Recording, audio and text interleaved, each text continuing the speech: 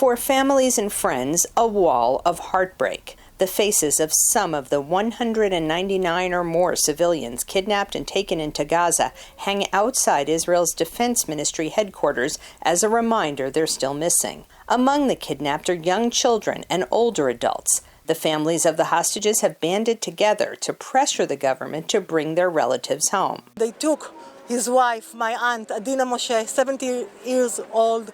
She's sick. They took it out of the windows.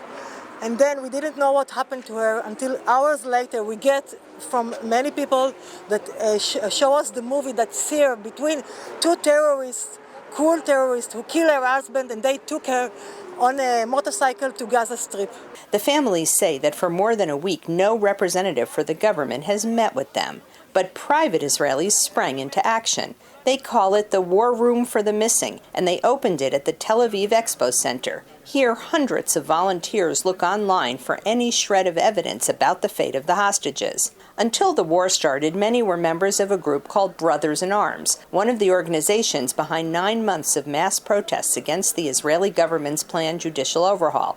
Now the group has turned its attention to finding the hostages. Israeli citizens from all kinds of different sectors, from technology, from interrogation, from intelligence, from social networks, are gathered here to try to create a full image of what's going on. Nahon, an information systems professor at Reichman University, says information they've gathered leads them to believe that more than 100 of the hostages are still alive. She sends the information found by her volunteers to the Israeli security services. We found a lot of information about people in social media.